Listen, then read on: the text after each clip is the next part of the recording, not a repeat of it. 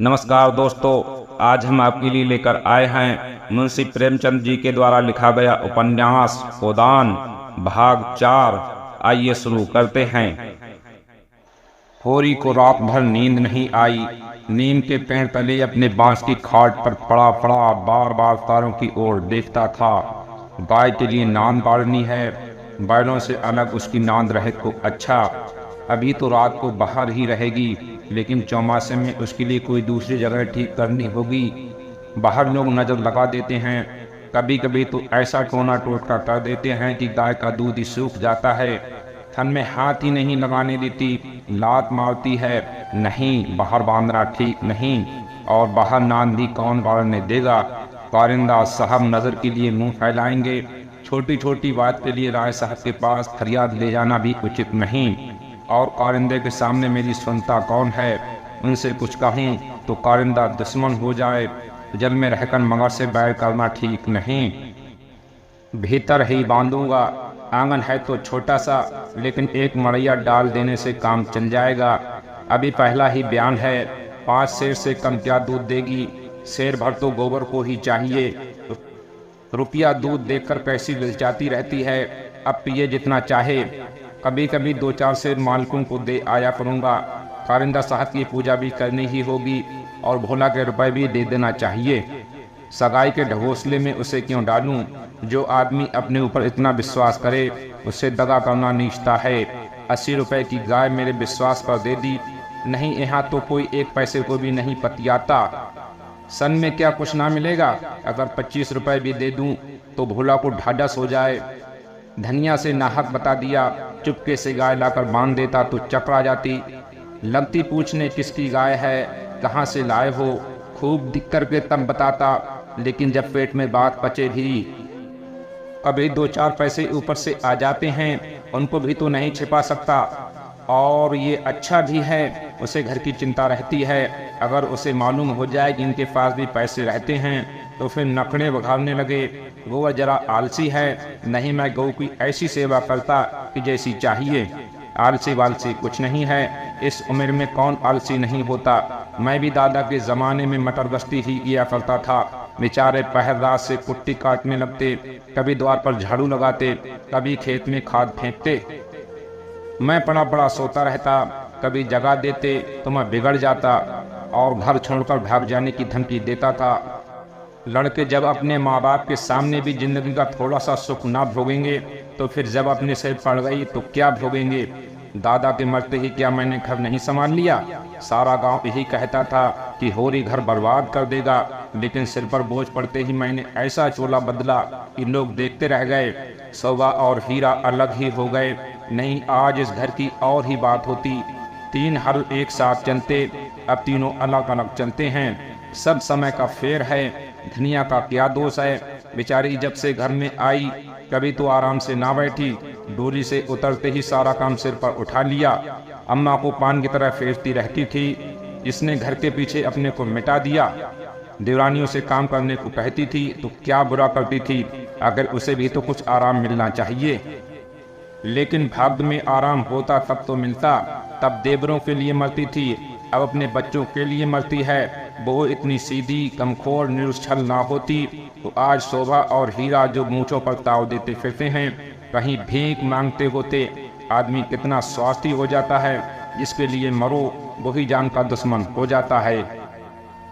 कोरी ने फिर पूरब की ओर देखा। शायद भिनसार हो रहा है। गोबर काहे को जागने लगा। नहीं, कहे के तो यही सोया था कि मैं अंधेरे ही चला जाऊंगा, जाकर नांद तो गाड़ दूं। लेकिन नहीं, जब तक गाय द्वार पर ना आ जाए नांद गाड़ना ठीक नहीं। कहीं भोला बदल गए या किसी और कारण से गाय ना दी तो सारा गांव तालियां पीटने लगेगा। चले थे गाय लेने। पट्टे ने इतनी फुर्ती से नांद गाड़ दी मानो इसी की कसर थी। भोला है तो अपने घर का मालिक, लेकिन जब लड़के सयाने हो गए तो बाप की कौन चलती है। कामपा और जंगी अकड़ जाएं तो क्या भोला अपने मन से गाय मुझे दे देंगे। कभी नहीं। सहसा गोबर चौंक कर उठ बैठा और आंखें मलता हुआ बोला, अरे ये तो भोर हो गया, तुमने नांद गाड़ दी दादा।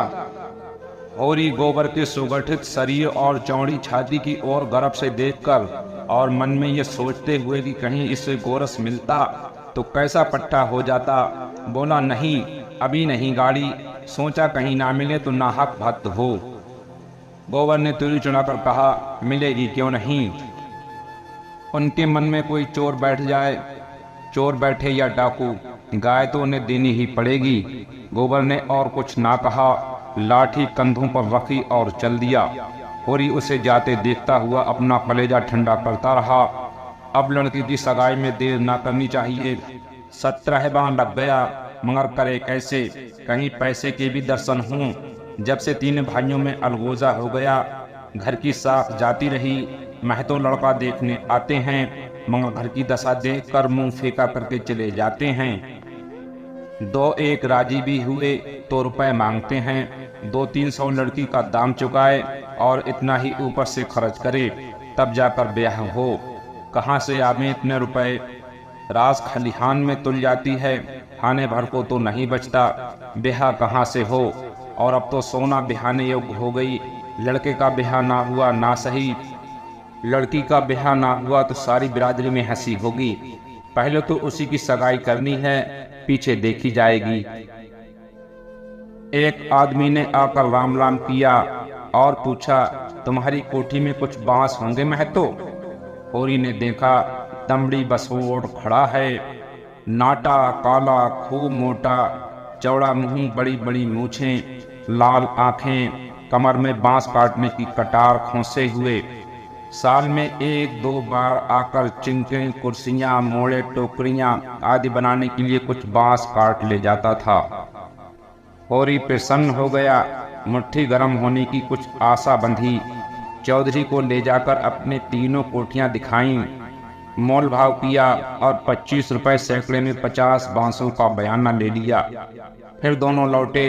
होरी ने उसे चिलम पिलाई, जलपान कराया और तब रहस्यमय भाव से बोला मेरे बांस कभी 30 रुपए से कम में नहीं जाते, लेकिन तुम घर के आदमी हो, तुमसे क्या मोल भाव करता। तुम्हारा वो लड़का जिसकी सगाई हुई थी अभी परदेश से लौटा कि नहीं। चौधरी ने चिलम को दम लगाकर खांसते हुए कहा उस लौंडे के पीछे तो मर मिटा महतो। जवान बहू घर में बैठी थी और बहू बिरादरी की एक और दूसरी औरत के साथ परदेश में मौज करने चल दिया। बहू भी दूसरे के साथ निकल गई। बड़ी नाकिस जात है महतो, किसी की नहीं होती। कितना समझाया कि तू जो चाहे खा, जो चाहे पहन, मेरी नाक ना कटवा, मुदा कौन सुनता है। औरत को भगवान सब कुछ दे, रूप ना दे, नहीं तो बहू काबू में नहीं रहती, कोठियां तो बट गई होंगी। होरी ने आकाश की ओर देखा और मानो उसकी महानता में उड़ता हुआ बोला सब कुछ बट गया चौधरी। जिनको लड़कों की तरह पाला पोसा, बहू अब बराबर के हिस्सेदार हैं, लेकिन भाई का हिस्सा खाने की अपनी नीयत नहीं है। इधर तुमसे रुपए मिलेंगे, उधर दोनों भाइयों को बांट दूंगा। 4 दिन की जिंदगी में क्यों किसी से छल कपट करूं। नहीं कह दूं कि 20 रुपए सैकड़े में बेचे हैं तो उन्हें क्या पता लगेगा। तुम उनसे कहने थोड़े ही जाओगे। तुम्हें तो मैंने बराबर अपना भाई समझा है। व्यवहार में हम भाई के अर्थ का कितना ही दुरुपयोग करें, लेकिन उसकी भावना में जो पवित्रता है वो हमारी कालिमा से कभी मलिन नहीं होती। होरी ने अब प्रत्यक्ष रूप से ये प्रस्ताव करके चौधरी के मुंह की ओर देखा कि वो स्वीकार करता है या नहीं। उसके मुख पर कुछ ऐसा मिथ्या विनीत भाव प्रकट हुआ जो भिक्षा मांगते समय मोटे भिक्षुकों पर आ जाता है। चौधरी ने होरी का आसन पाकर चाबुक जमाया। हमारा तुम्हारा पुराना भाईचारा है महतो, ऐसी बात है भला।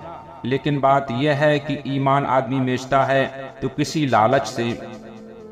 20 रुपए नहीं, मैं 15 रुपए कहूंगा, लेकिन जो 20 रुपए के दाम लो। होरी ने खिसिया कर कहा तुम तो चौधरी अंधेर करते हो। 20 रुपए में कहीं ऐसे बांस जाते हैं? ऐसे क्या, इससे अच्छे बांस जाते हैं। 10 रुपए पर, हाँ 10 कोस और पश्चिम चले जाओ। मोल बांस का नहीं है, शहर के नगीस होने का है। आदमी सोचता है जितनी देर वहां जाने में लगेगी उतनी देर में तो 2-4 रुपए का काम हो जाएगा। सौदा पट गया। चौधरी ने मिर्जई उतार कर छान पर रख दी और बांस काटने लगा। ऊख की सिंचाई हो रही थी। हीरा की बहू कलेवा लेकर कुएं पर जा रही थी। चौधरी को बांस काटते देखकर घूंघट के अंदर से बोली, कौन बांस काटता है, यहाँ बांस ना कटेंगे। चौधरी ने हाथ रोककर कहा, बांस मोल लिए हैं, 15 रुपए सैकड़े का बयाना हुआ है, सेंत में नहीं काट रहे हैं। हीरा बहू अपने घर की मालकिन थी। उसी के विद्रोह से भाइयों में अलगौजा हुआ था। धनिया को परास्त करके शेर हो गई थी। हीरा कभी कभी उसे पीटता था। अभी हाल में इतना मारा था कि बहू कई दिन तक खाट से ना उठ सकी, लेकिन अपना पदाधिकार बहू किसी तरह ना छोड़ती थी। हीरा क्रोध में उसे मारता था, लेकिन चलता था उसी के इशारों पर, उस घोड़े की भांति जो कभी कभी स्वामी को लात मारकर भी उसी के आसन के नीचे चलता है। कलेबी की टोकरी सिर से उतार कर बोली, 15 रुपए में हमारे बांस ना जाएंगे। चौधरी औरत जात से इस विषय में बातचीत करना नीति विरुद्ध समझते थे। बोले, जाकर अपने आदमी को भेज दो, जो कुछ कहना हो आकर कहें। हीरा बहू का नाम था पुन्नी। बच्चे 2 ही हुए थे, लेकिन ढल गई थी। बनाव श्रृंगार से समय के आघात का समन करना चाहती थी, लेकिन गृहस्थी में भोजन ही का ठिकाना ना था। श्रृंगार के लिए पैसे कहाँ से आते। इस अभाव और व्यवस्था ने उसकी प्रकृति का जल सुखाकर कठोर और शुष्क बना दिया था, जिस पर एक बार फावड़ा भी उचट जाता था। समीप आकर चौधरी का हाथ पकड़ने की चेष्टा करती हुई बोली, आदमी को क्यों भेज दूं? जो कुछ कहना हो मुझसे कहो ना, मैंने कह दिया मेरे बांस ना कटेंगे। चौधरी हाथ छुड़ाता था और पुन्नी बार बार पकड़ लेती थी। 1 मिनट तक यही हाथापाई होती रही। अंत में चौधरी ने उसे जोर से पीछे ढकेल दिया। पुन्नी धक्का खाकर गिर पड़ी, मगर फिर समझी और पांव से तल्ली निकालकर चौधरी के सिर, मुंह, पीठ पर अंधाधुंध जमाने लगी। बंसोर होकर उसे ढकेल दे, उसका ये अपमान। मारती जाती थी और रोती भी जाती थी। चौधरी उसे धक्का देकर नारी जात कर बल का प्रयोग करके गच्चा खा चुका था। खड़े खड़े मार खाने के सिवा इस संकट से बचने की उसके पास और कोई दवा ना थी। पुन्नी का रोना सुनकर होरी भी दौड़ा हुआ आया। पुन्नी ने उसे देखकर और जोर से चिल्लाना शुरू किया। होरी ने समझा चौधरी ने पुनिया को मारा है। खून ने जोश मारा और अलगौजे की ऊंची बाधा को तोड़ता हुआ सब कुछ अपने अंदर समेटने के लिए बाहर निकल पड़ा।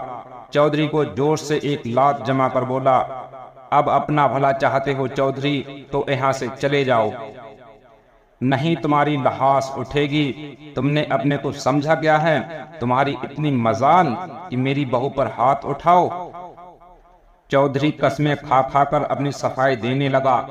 कलियों की चोट में उसकी अपराधी आत्मा मौन थी। ये लात उसे निरपराध मिली और उसके फूले हुए गाल आंसुओं से भीग गए। उसने तो बहू को छुआ भी नहीं। क्या बहू इतना गंवार है कि महतो की घर की औरतों पर हाथ उठाएगा? ओरी ने अविश्वास करके कहा, आंखों में धूल मत झोंको चौधरी, तुमने कुछ कहा नहीं तो बहू झूठ मूठ रोती है। रुपए की गर्मी है तो बहू निकाल दी जाएगी। अलग है तो क्या हुआ, है तो एक ही खून। कोई तिरछी आंख से देखें तो आंख निकाल लें। पुन्नी चंडी बनी हुई थी। गला फाड़ कर बोली, तूने मुझे धक्का देकर गिरा नहीं दिया, खाजा अपने बेटे की कसम। हीरा को खबर मिली कि चौधरी और पुनिया में लड़ाई हो रही है। चौधरी ने पुनिया को धक्का दिया। पुनिया ने तल्लियों से पीटा। उसने पुर वहीं छोड़ा और आंगवी लिए घटनास्थल की ओर चला। गांव में अपने क्रोध के लिए प्रसिद्ध था। छोटा डील, गठा हुआ शरीर, आंखें कौड़ी की तरह निकल आई थीं और गर्दन की नसें तन गई थीं। मगर उसे चौधरी पर क्रोध ना था, क्रोध था पुनिया पर। वो क्यों चौधरी से लड़ी, क्यों उसकी इज्जत मिट्टी में मिला दी? बसोल से लड़ने झगड़ने का उसे क्या प्रयोजन था? उसे जाकर हीरा से समाचार कहना चाहिए था। हीरा जैसा उचित समझता करता। बहू उससे लड़ने क्यों गई? उसका बस होता तो बहू पुनिया को पर्दे में रखता। पुनिया किसी बड़े से मुंह खोलकर बातें करे, ये उसे असहनीय था। वो खुद जितना उदंड था, पुनिया को उतना ही शांत रखना चाहता था। जब भैया ने 15 रुपए में सौदा कर दिया तो ये बीच में कूदने वाली कौन? आते ही उसने पुन्नी का हाथ पकड़ लिया और घसीटता हुआ अलग ले जाकर लगा लाते जमाने। हरामजादी, तू हमारी नाक कटाने पर लगी हुई है। तू छोटे छोटे आदमियों से लड़ती फिरती है। किसकी पगड़ी नीची होती है बता। एक लात और जमा कर। हम तो वहाँ कलेव की बाट देख रहे हैं और तू यहाँ लड़ाई ठाने बैठी है। इतनी बेशर्मी, आंख का पानी ऐसा गिर गया, खोद कर गाड़ दूंगा। पुन्नी हाय हाय करती जाती थी और कोसती जाती थी। तेरी मिट्टी उठे, तुझे हैजा हो जाए, तुझे मरी आवे, देवी मैया तुझे लील जाए, तुझे इन्फ्लुएंजा हो जाए, भगवान करे तू कोड़ी हो जाए, हाथ पांव कट कट गिरे।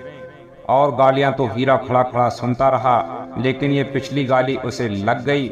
हैजा मरी आदमी कोई विशेष कष्ट ना था। इधर बीमार पड़े, उधर विदा हो गए, लेकिन कोड़, ये घिनौनी मौत और उससे भी घिनौना जीवन बहुत तिलमिला उठा।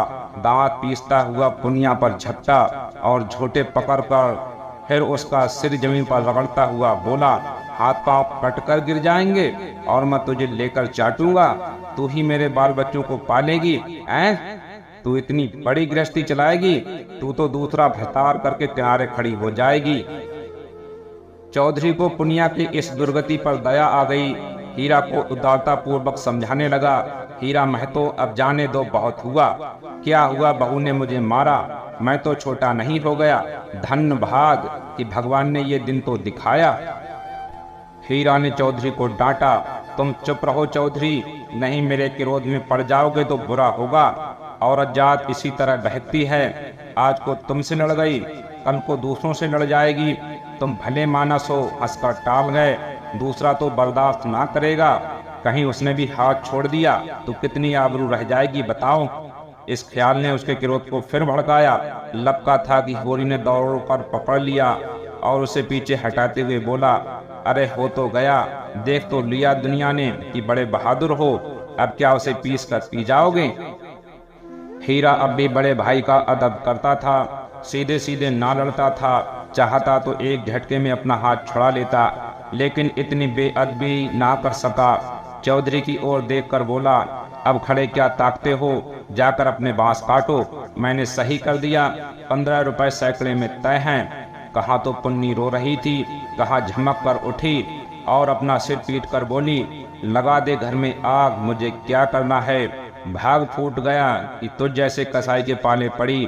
लगा दे घर में आग। उसने कलेव की टोकरी वहीं छोड़ दी और घर की ओर चली। हीरा गरजा, वहाँ कहाँ जाती है, चल कुएं पर, नहीं खून पी जाऊंगा। पुनिया के पांव रुक गए। इस नाटक का दूसरा अंक ना खेलना चाहती थी। चुपके से टोकरी उठाकर रोती हुई कुएं की ओर चली। हीरा भी पीछे पीछे चला। होरी ने कहा, अब फिर मार धाड़ ना करना, इससे औरत बेशरम हो जाती है। धनिया ने द्वार पर आकर हाथ लगाई, तुम वहां खड़े खड़े क्या तमाशा देख रहे हो? कोई तुम्हारी सुनता भी है कि यूं ही सिखा रहे हो? उस दिन इस बहू ने तुम्हें घूंघट की आड़ में दाढ़ी जार कहा था, भूल गए?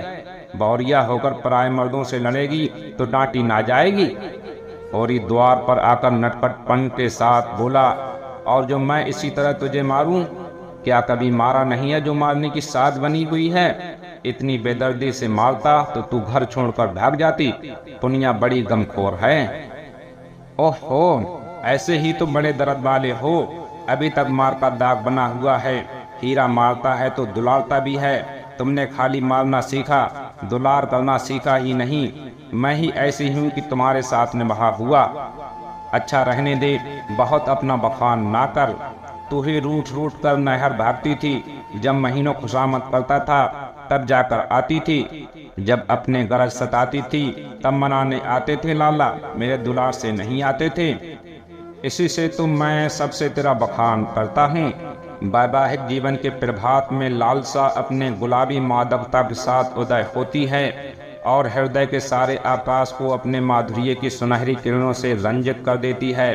फिर मध्याह्न का प्रखर ताप आता है, क्षण क्षण पर बबूले उठते हैं और पृथ्वी कांपने लगती है। लालसा का सुनहरा आवरण हट जाता है और वास्तविकता अपने नग्न रूप में सामने आ खड़ी होती है। उसके बाद विश्राम में संध्या आती है, शीतल और शांत। जब हम थके हुए पथिकों की भांति दिन भर की यात्रा का वृतांत करते और सुनते हैं, तटस्थ भाव से मानो हम किसी ऊंचे शिखर पर जा बैठे हैं, जहां नीचे का जनरब हम तक नहीं पहुंचता। धनिया ने आंखों में रस भरकर कहा, चलो चलो बड़े बखान करने वाले, जरा सा कोई काम बिगड़ जाए तो गर्दन पर सवार हो जाते हो। होरी ने मीठे उलाहने के साथ कहा, ले अब यही तेरी बेइंसाफी मुझे अच्छी नहीं लगती धनिया। भोला से पूछ, मैंने उनसे तेरे बारे में क्या क्या कहा था। धनिया ने बात बदल कर कहा, देखो गोबर गाय लेकर आता है कि खाली हाथ। चौधरी ने पसीने से लथपथ आकर कहा, मैं तो चलकर बांस गिन लो, कल ठेला लाकर उठा ले जाऊंगा। होरी ने बांस गिनने की जरूरत ना समझी। चौधरी ऐसा आदमी नहीं है, फिर एक आध बांस बेसी काट ही लेगा तो क्या। रोज ही तुम मंगनी बांस काटते रहते हैं, सहलगों में तुम मंडप बनाने के लिए लोग दर्जनों बांस काट ले जाते हैं। चौधरी ने 7.5 रुपए निकाल कर उसके हाथ में रख दिए। होरी ने गिनकर कहा, और निकालो, हिसाब से 2.5 और होते हैं। चौधरी ने बेमुरब्बती से कहा, 15 रुपए में तय हुए हैं कि नहीं। 15 रुपए में नहीं, 20 रुपए में। हीरा महतो ने तुम्हारे सामने 15 रुपए कहे थे, कहो तो बुला लाऊं। तय तो 20 रुपए में ही हुए थे चौधरी, अब तुम्हारी जीत है, जो चाहो कहो। 2.5 रुपए निकलते हैं, तुम 2 ही दे दो। मगर चौधरी कच्ची गोलियां ना खेला था, अब उसे किसका डर। होरी के मुंह में तो ताला पड़ा हुआ था, क्या कहे, माथा ठोंक कर रह गया। बस इतना बोला, अच्छी बात नहीं है चौधरी, 2 रुपए दबा कर राजा ना हो जाओगे। चौधरी तीक्ष्ण स्वर में बोला, और तुम क्या भाइयों के थोड़े से पैसे दबा कर राजा हो जाओगे। 2.5 रुपए पर अपना ईमान बिगाड़ रहे हो, उस पर मुझे उपदेश देते हो। अभी पर्दा खोल दूं तो सिर नीचा हो जाए। होरी पर जैसे सैकड़ों जूते पड़ गए। चौधरी तो रुपए सामने जमीन पर रख कर चला गया, पर वो नीम के नीचे बैठा बड़ी देर तक पछताता रहा। वो कितना लोभी और स्वार्थी है, इसका उसे आज पता चला। चौधरी ने 2.5 रुपए दे दिए होते तो वो खुशी से कितना फूल उठता, अपनी चालाकी को सराहता कि बैठे बैठाए 2.5 रुपए मिल गए। ठोकर खाकर ही तो हम सावधानी के साथ कब उठाते हैं। धनिया अंदर चली गई थी, बाहर आई तो रुपए जमीन पर पड़े देखे। गिनकर बोली, और रुपए क्या हुए, 10 ना चाहिए। होरी ने लंबा मुंह बनाकर कहा, हीरा ने 15 रुपए में दे दिए तो मैं क्या करता। हीरा 5 रुपए में दे दें, हम नहीं देते इन दामों। वहां मारपीट हो रही थी, मैं बीच में क्या बोलता। होरी ने अपने पराजय अपने मन में ही डाल ली, जैसे कोई चोरी से आम तोड़ने के लिए पेड़ पर चढ़े और गिर पड़ने पर धूल झाड़ता हुआ उठ खड़ा हो कि कोई देख ना ले। जीत कर आप अपने धोखेबाजियों की डींग मार सकते हैं, जीत में सब कुछ माफ है, हार की लज्जा तो पी जाने की ही वस्तु है। धनिया पति को फटकारने लगी, ऐसे अवसर उसे बहुत कम मिलते थे। होरी उससे चतुर था, पर आज बाजी उसके हाथ थी। हाथ मटका कर बोली, क्यों ना हो, भाई ने 15 रुपए कह दिए तो तुम कैसे टूकते। अरे राम राम, लाडले भाई का दिल छोटा हो जाता कि नहीं। फिर जब इतना बड़ा अनर्थ हो रहा था कि लाडली बहू के गले पर छुरी चल रही थी, तो भला तुम कैसे बोलते। उस वक्त कोई तुम्हारा सब रस लूट लेता तो भी तुम्हें सुधा ना होती। होरी चुपचाप सुनता रहा, मिनका तक नहीं। झंझलाहट हुई, क्रोध आया, खून खौला, आंख जली, दांत पिसे, लेकिन बोला नहीं। चुपके से कुदाल उठाई और ऊख बोड़ने चला। धनिया ने कुदाल छीनकर कहा, क्या अभी सवेरा है जो ऊख बोड़ने चले। सूरज देवता माथे पर आ गए, नहाने धोने जाओ, रोटी तैयार है। होरी ने घुलना कर कहा, मुझे भूख नहीं है। धनिया ने जले पर नोन छिड़का, हाँ काहे को भूख लगेगी, भाई ने बड़े बड़े लड्डू खिला दिए हैं ना, भगवान ऐसे सपूत भाई सबको दें। होरी बिगड़ा और क्रोध अब रस्सियां तोड़ा रहा था। तू आज मार खाने पर लगी हुई है। धनिया ने नकली विनय का नाटक करके कहा, क्या करूं, तुम दुलार ही इतना करते हो कि मेरा सिर फिर गया है। तू घर में रहने देगी कि नहीं। घर तुम्हारा, मालिक तुम, मैं भला कौन होती हूँ तुम्हें घर से निकालने वाली। होरी आज धनिया से किसी तरह पेश नहीं पा सकता। उसकी अक्ल जैसे कुंद हो गई है। इन व्यंग बाणों के रोकने के लिए उसके पास कोई ढाल नहीं है। धीरे से कुदाल रख दी और गमछा लेकर नहाने चला गया। लौटा कोई आध घंटे में, मगर गोबर अभी तक न आया था। अकेले कैसे भोजन करे? लौंडा वहां जाकर सो रहा। भोला की वो मदमाती छोरी है ना झुनिया, उसके साथ हंसी दिल लगी कर रहा होगा। कल भी तो उसके पीछे लगा हुआ था, नहीं गाय दी तो लौट क्यों नहीं आया? क्या वहां ढई देगा? धनिया ने कहा, अब खड़े क्या हो, गोबर सांझ को आएगा। कोरी ने और कुछ ना कहा, कहीं धनिया फिर ना कुछ कह बैठे। भोजन करके नीम की छांव में लेट गया। रूपा रोती हुई आई, नंगे बदन, एक लंगोटी लगाए, झबरे वाल इधर उधर बिखरे हुए। कोरी की छाती पर लौट गई। उसकी बड़ी बहन सोना कहती है, गाय आएगी तो उसका गोबर मैं पाथूंगी। रूपा अब ये बर्दाश्त नहीं कर सकती है। सोना ऐसी कहाँ की बड़ी रानी है कि सारा गोबर आप पाथ डालें। रूपा उससे किस बात में कम है? सोना रोटी पकाती है तो क्या रूपा बर्तन नहीं मांजती? सोना पानी लाती है तो क्या रूपा कुएं पर रस्सी नहीं ले जाती? सोना तो कलसा भरकर इठलाती चली आती है, रस्सी समेट कर रूपा ही लाती है। गोबर दोनों साथ पाथती हैं। सोना खेत बोलने जाती है तो क्या रूपा बकरी चराने नहीं जाती? फिर सोना क्यों अकेली गोबर पाथेगी? ये अन्याय रूपा कैसे सहे? पूरी ने उसके भोलेपन पर मुग्ध होकर कहा, नहीं, गाय का गोबर तू पाथना। सोना गाय के पास आए तो भगा देना। रूपा ने पिता के गले में हाथ डालकर कहा, दूध भी मैं ही दूंगी। हाँ हाँ, तू ही दूहेगी, और कौन दूहेगा? बहो मेरी गाय होगी। हाँ, 16 आने तेरी।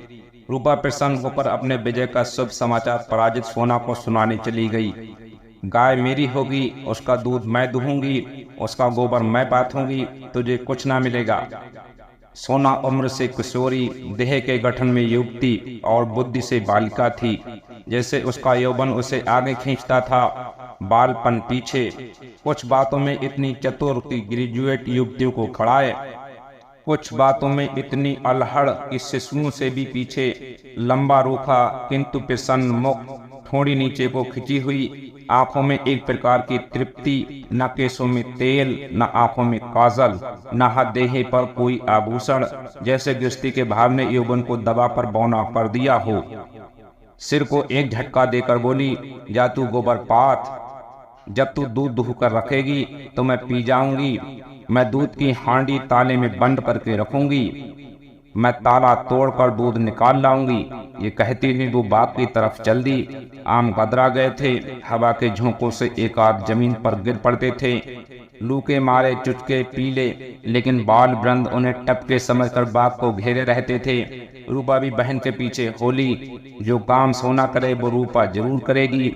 सोना के विवाह की बातचीत हो रही थी। रूपा के विवाह की कोई चर्चा नहीं करता, इसलिए वो अपने विवाह के लिए आग्रह करती है। उसका दूल्हा कैसा होगा, क्या क्या लाएगा, उसे कैसे रखेगा, उसे क्या खिलाएगा, क्या पहनाएगा, इसका वो बड़ा विशद वर्णन करती, जिसे सुन कदाचित कोई बालक उससे विवाह करने पर राजी ना होता। सांझ हो रही थी। कोरी ऐसा अलसाया कि ऊख गोड़ने ना जा सका। बैलों को नाद में लगाया, सानी खरीदी और एक चिलम भरकर पीने लगा। इस फसल में सब कुछ खलियान में तौल देने पर भी कोई 300 कर्ज था, जिस पर कोई 100 रुपए सूद के बढ़ते जाते थे। मंगरू शाह से आज 5 साल हुए। बैल के लिए 60 रुपए लिए थे, उनमें 60 दे चुका था, पर बहुत 60 रुपए ज्यों के त्यों बने हुए थे। दाता दीन पंडित से 30 रुपए लेकर आलू बोए थे। आलू तो चोर खोद ले गए, और उस 30 के इन 3 वर्षों में 100 हो गए थे। दुलारी विधवा सवाइन थी, जो गांव में नौन तेल तमाकू की दुकान रखे हुए थी।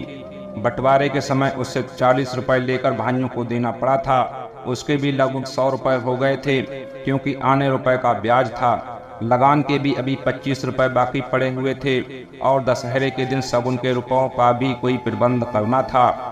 बांसों के रुपए बड़े अच्छे समय पर मिल गए। सगुन की समस्या हल हो जाएगी, लेकिन कौन जाने, यहाँ तो एक ढीला भी हाथ में आ जाए तो गांव में शोर मच जाता है, और लेनदार चारों तरफ से नोचने लगते हैं। ये 5 रुपए तो बहुत सगुन में देगा, चाहे कुछ हो जाए, मगर अभी जिंदगी के दो बड़े काम सिर पर सवार थे, गोबर और सोना का विवाह। बहुत हाथ बांधने पर भी 300 से कम खर्च ना होंगे। ये 300 किसके घर से आएंगे?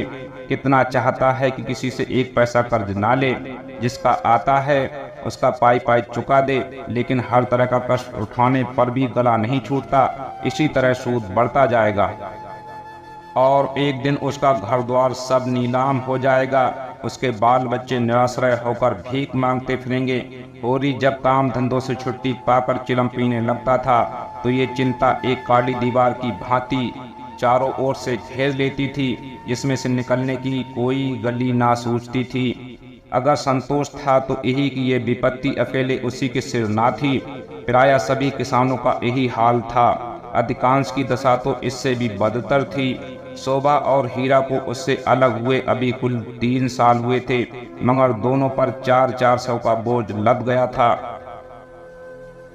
झींगुर 2 हल की खेती करता है, उस पर 1000 से कुछ बेसी ही देना है। जियाबन महतो के घर भिखारी भीख भी नहीं पाता, लेकिन कर्जे का कोई ठिकाना नहीं। यहाँ कौन बचा है? सहसा सोना और रूपा दोनों दौड़ी हुई आईं और एक साथ बोली, भैया गाय ला रहे हैं। आगे आगे गाय, पीछे पीछे भैया हैं। रूपा ने पहले गोबर को आते देखा था। ये खबर सुनाने की सुरखरुई उससे मिलनी चाहिए थी। सोना बराबर की हिस्सेदार हुई जाती है, ये उससे कैसे सहा जाता। उसने आगे बढ़कर कहा, पहले मैंने देखा था तभी दौड़ी, बहन ने तो पीछे से देखा। सोना इस दावे को स्वीकार ना कर सकी। बोली, तूने भैया को कहाँ पहचाना?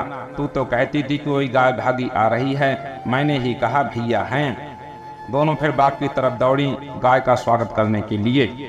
धनिया और होरी दोनों गाय बांधने का प्रबंध करने लगे। होरी बोला, चलो जल्दी से नांद गाड़ दें। धनिया के मुख पर जवानी चमक उठी थी। नहीं, पहले थाली में थोड़ा सा आटा और गुड़ घोल कर रख दें। बेचारी धूप में चली होगी, प्यासी होगी, तुम जाकर नांद गाड़ो, मैं घोलती हूँ। कहीं एक घंटी पड़ी थी, उसे ढूंढ ले, उसके गले में बांधेंगे। सोना कहाँ गई? सगवान की दुकान से थोड़ा सा काला डोरा मंगवा लो, गाय को नजर बहुत लगती है। आज मेरे मन की बड़ी भारी लालसा पूरी हो गई। धनिया अपने हार्दिक उल्लास को दबाए रखना चाहती थी। इतनी बड़ी संपदा अपने साथ कोई नई बाधा न लाए, ये शंका उसके निराश हृदय में कंपन डाल रही थी। आकाश की ओर देखकर बोली, गाय के आने का आनंद तो तब है कि उसका पौरा भी अच्छा हो। भगवान के मन की बात है। मानो वह भगवान को भी धोखा देना चाहती थी। भगवान को भी दिखाना चाहती थी कि इस गाय के आने से उसे इतना आनंद नहीं हुआ कि ईर्ष्यालु भगवान सुख का पल्ला ऊंचा करने के लिए कोई नई विपत्ति भेज दें। अभी वो आटा घोल ही रही थी कि गोबर गाय को लिए बालकों के एक जुलूस के साथ द्वार पर आ पहुंचा। पूरी दौड़कर गाय के गले से लिपट गया। धनिया ने आटा छोड़ दिया और जल्दी से पुरानी साड़ी का काला किनारा फाड़कर गाय के गले में बांध दिया। होरी श्रद्धा विहल नेत्रों से गाय को देख रहा था, मानो साक्षात देवी जी ने घर में पदार्पण किया हो। आज भगवान ने ये दिन दिखाया कि उसका घर गौ के चरणों से पवित्र हो गया। ये सौभाग्य न जाने किसके पुण्य प्रताप से। धनिया ने भयातुर होकर कहा, खड़े क्या हो, आंगन में नांद गाड़ दो। आंगन में जगह कहाँ है? बहुत जगह है, मैं तो बाहर ही गाड़ता हूँ। पागल ना बनूं, गांव का हाल जानकर भी अनजान बनते हो। अरे बेटे भर के आंगन में गाय कहाँ बांधोगी भाई? जो बात नहीं जानते उसमें टांग मत अड़ाया करो। संसार भर की विद्या तुम ही नहीं पढ़े हो। हीरा सचमुच आपे में ना था। गौ उसके लिए केवल भक्ति और श्रद्धा की वस्तु नहीं, सजीव संपत्ति थी। वह उससे अपने द्वार की शोभा और अपने घर का गौरव बढ़ाना चाहता था। वह चाहता था लोग गाय को द्वार पर बंधी देखकर पूछें, ये किसका घर है? लोग कहें, होरी महतो का। तभी लड़की वाले भी उसकी विभूति से प्रभावित होंगे। आंगन में बंधी तो कौन देखेगा? धनिया इसके विपरीत सशंक थी। वह गाय को 7 पर्दों के अंदर छिपा कर रखना चाहती थी। अगर गाय 8 पहर कोठरी में रह सकती तो शायद वह उसे बाहर ना निकलने देती। यूँ हर बात में होरी की जीत होती थी। वो अपने पक्ष पर अड़ जाता था और धनिया को दबना पड़ता था। लेकिन आज धनिया के सामने होरी की एक ना चली। धनिया लड़ने को तैयार हो गई। गोबर, सोना और रूपा सारा घर होरी के पक्ष में था, पर धनिया ने अकेले सबको परास्त कर दिया। आज उसमें एक विचित्र आत्मविश्वास और होरी में एक विचित्र विनय का उदय हो गया था। मगर तमाशा कैसे रुक सकता था? गाय डोली में बैठकर तो आई ना थी। कैसे संभव था कि गांव में इतनी बड़ी बात हो जाए और तमाशा ना लगे? जिसने सुना सब काम छोड़कर देखने दौड़ा। ये मामूली देसी गऊ नहीं है। भोला के घर से 80 रुपए में आई है। होरी 80 रुपए क्या देंगे? 50-60 रुपए में लाए होंगे।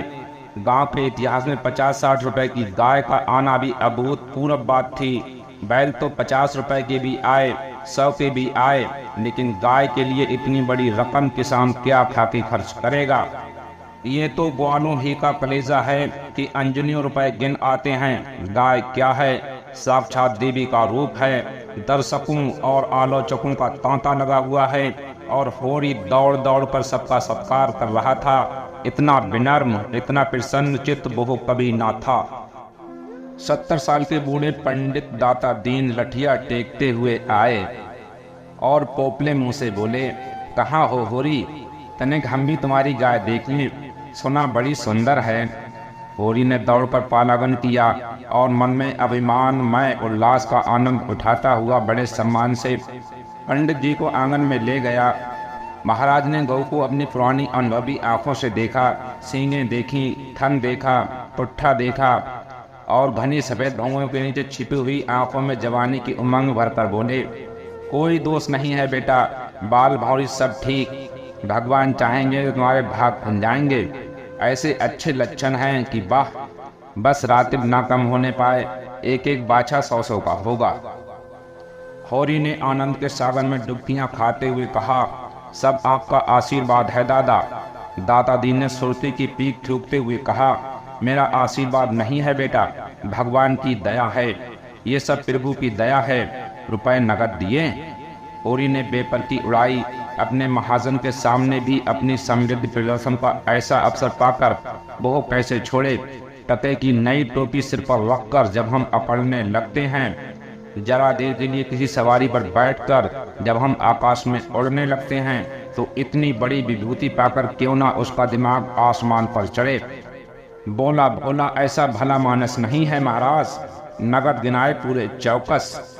अपने महाजन के सामने ये डींग मार पर होरी में नादानी तो की थी, पर दाता दीन के मुख पर असंतोष का कोई चिन्ह ना दिखाई दिया। इस कथन में कितना सत्य है, ये उनकी उन बुझी आंखों से छिपा ना रह सका, जिसमें ज्यों की जगह अनुभव छिपा बैठा था।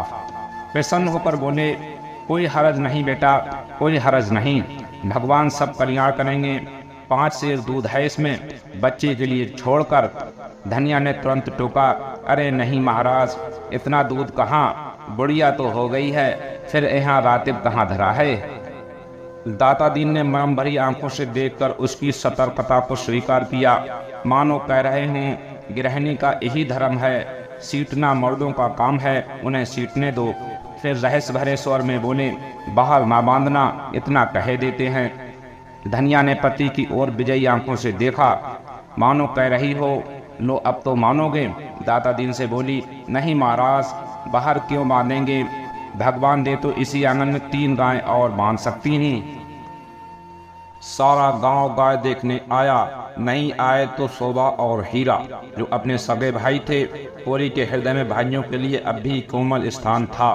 वो दोनों आकर देख लेते और प्रसन्न हो जाते तो उसकी मनोकामना पूरी हो जाती। सांझ हो गई। दोनों फुर लेकर लौट आए। इसी द्वार से निकले, पर पूछा कुछ नहीं। होरी ने डरते डरते धनिया से पूछा, ना शोभा आया ना हीरा, सोना ना होगा। धनिया बोली, तो यहाँ कौन उन्हें बुलाने जाता है? तू बात तो समझती नहीं, लड़ने के लिए तैयार रहती है। भगवान ने जब ये दिन दिखाया है तो हमें सिर झुकाकर चलना चाहिए। आदमी को अपने सगों के मुंह से अपनी भलाई बुराई सुनने की जितनी लालसा होती है, बाहर वालों के मुंह से नहीं। फिर अपने भाई लाख बुरे हों, है तो अपने भाई ही। अपने हिस्से बकरे के लिए सभी लड़ते हैं, पर इससे खून थोड़े ही बट जाता है। दोनों को बुलाकर दिखा देना चाहिए। नहीं कहेंगे गाय लाए हमसे कहा तक नहीं। धनिया ने नाक सिकोड़ कर कहा, मैंने तुमसे 100 बार 1000 बार कह दिया मेरे मुंह पर भाइयों का बखान ना किया करो। उनका नाम सुनकर मेरी देह में आग लग जाती है। सारे गांव ने सुना, क्या उन्होंने ना सुना होगा? कुछ इतनी दूरबीन तो नहीं रहते। सारा गांव देखने आया। उन्हीं के पांव में मेहंदी लगी हुई है, मगर आए कैसे? जलन हो रही होगी कि इसके घर गाय आ गई, छाती फटी जाती होगी। दिया बत्ती का समय आ गया था। धनिया ने जाकर देखा तो बोतल में मिट्टी का तेल ना था। बोतल उठाकर तेल लाने चली गई। पैसे होते तो रूपा को बेचती, उधार लाना था।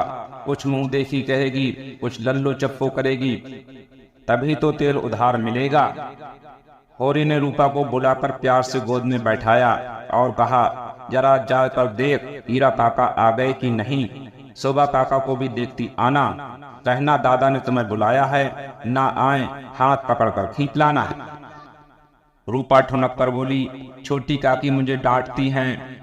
काकी के पास क्या करने जाएगी? फिर शोभा बहू तो तुझे प्यार करती है। शोभा काका मुझे चिढ़ाते हैं, मैं ना कहूंगी। क्या कहते हैं बता? चिढ़ाते हैं। क्या कहकर चिढ़ाते हैं? कहते हैं तेरे लिए मूस पकड़ कर रखा है, ले जा, भून कर खा ले। होरी के अंत स्थल में गुदगुदी हुई।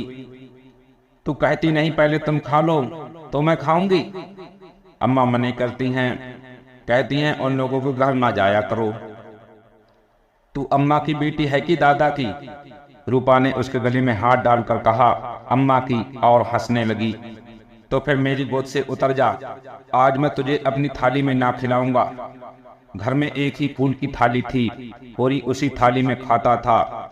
थाली में खाने का गौरव पाने के लिए रूपा होरी के साथ खाती थी। इस गौरव का परित्याग कैसे करे? हुमक कर बोली, अच्छा तुम्हारी। तो फिर मेरा कहना मानेगी कि अम्मा का? तुम्हारा।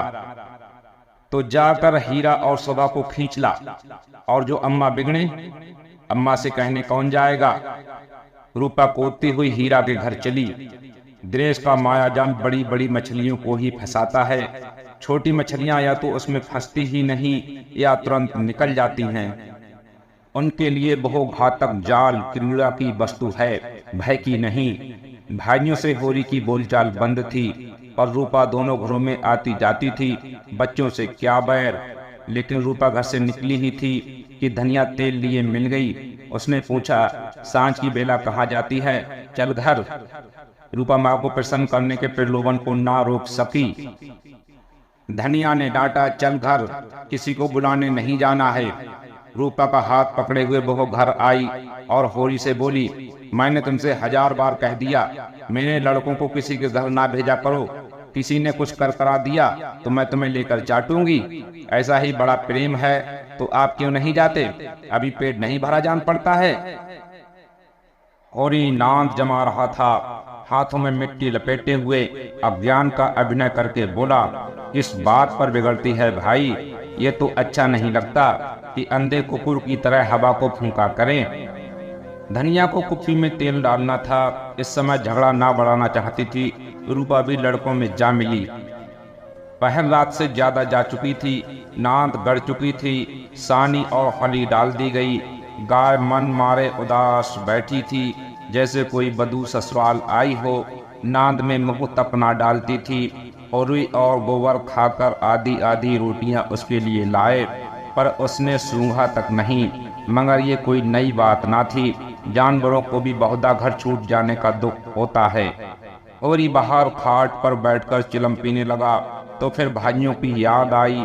नहीं, आज इस शुभ अवसर पर वो भाइयों की उपेक्षा नहीं कर सकता। उसका हृदय ये विभूति पाकर विशाल हो गया था। भाइयों से अलग हो गया है तो क्या हुआ? उनका दुश्मन तो नहीं है। यही गाय 3 साल पहले आई होती तो सभी का उस पर बराबर अधिकार होता, और कल को यही गाय दूध देने लगेगी तो क्या वो भाइयों के घर दूध ना भेजेगा या दही ना भेजेगा? ऐसा तो उसका धर्म नहीं है।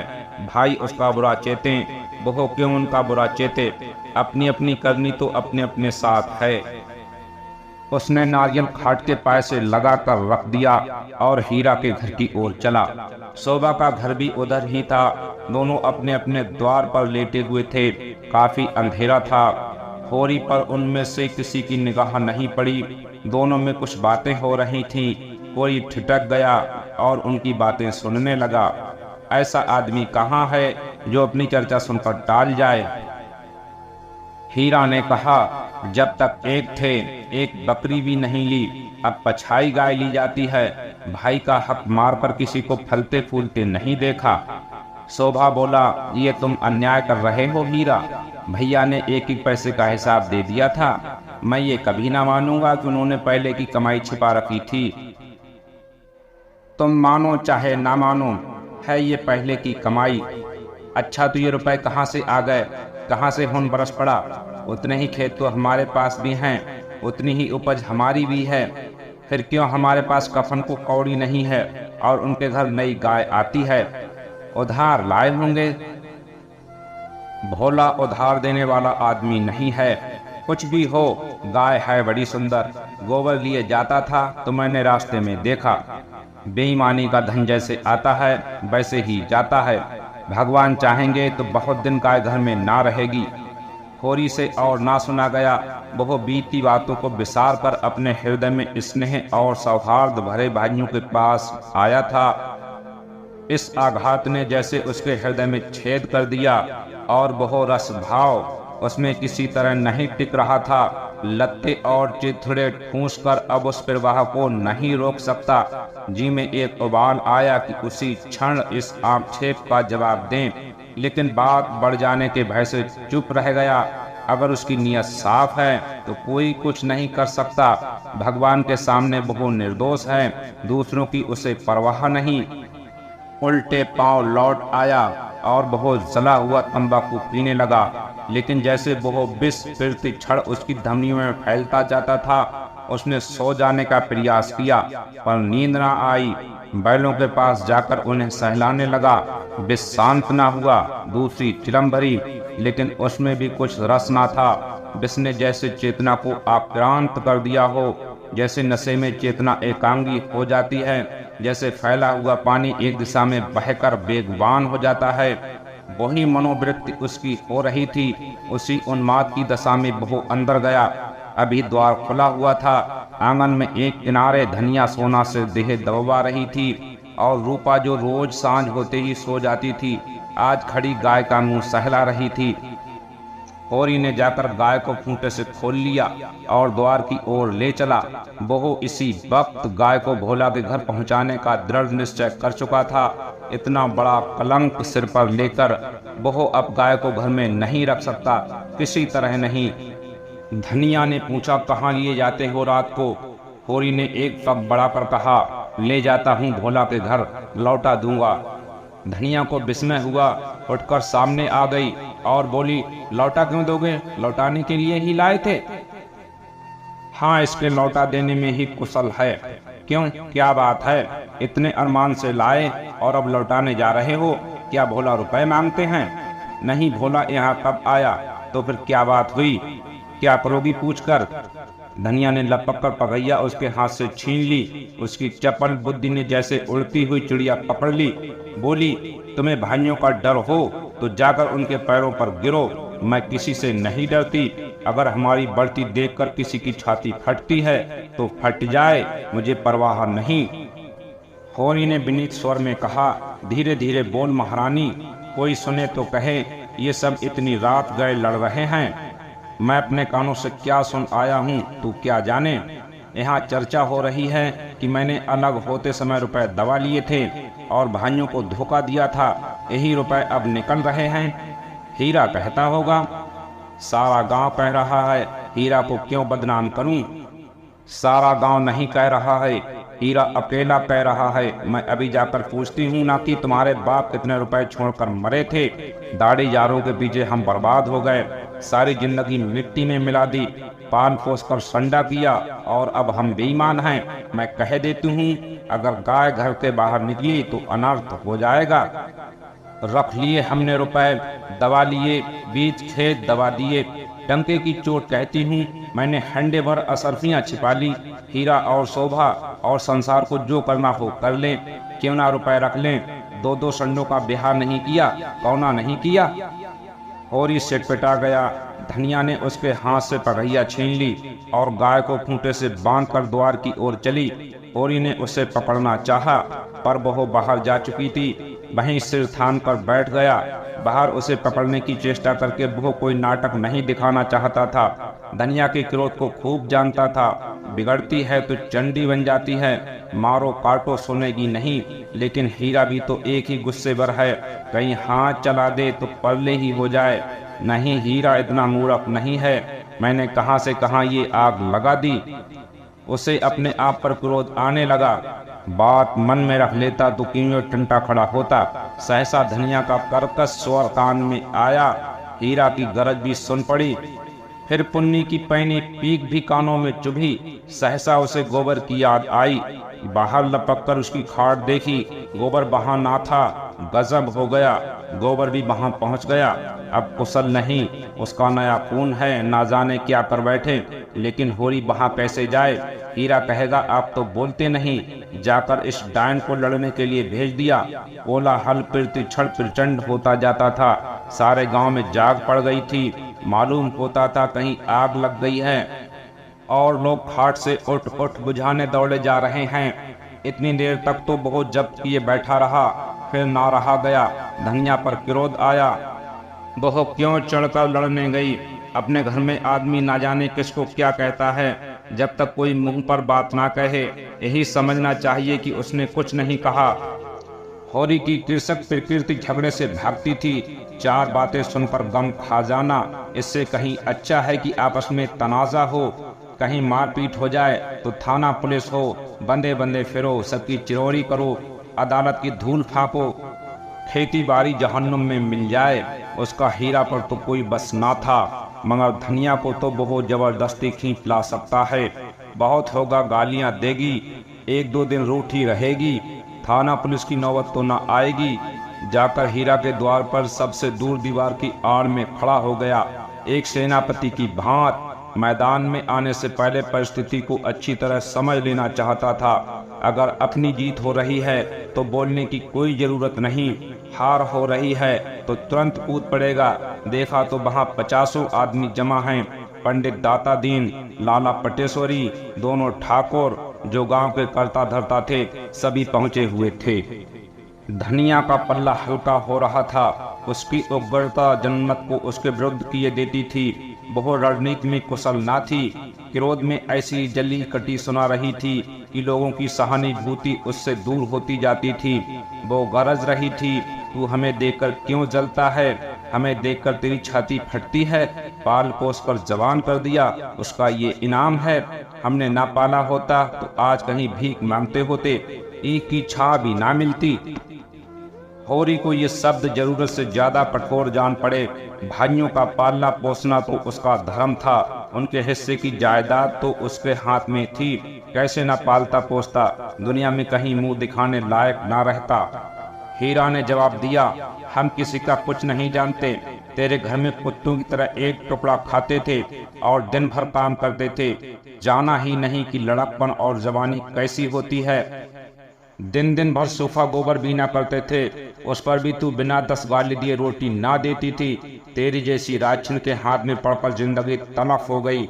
धनिया और भी तेज हुई। जबान संभाल, नहीं जीभ खींच लूंगी। राजछिन तेरी औरत होगी, तू है किस फेर में, मूड़ी काटे टुकड़े खोर नमक हराम। दाता दीन ने टोका, इतना कटु वचन क्यों कहती है धनिया।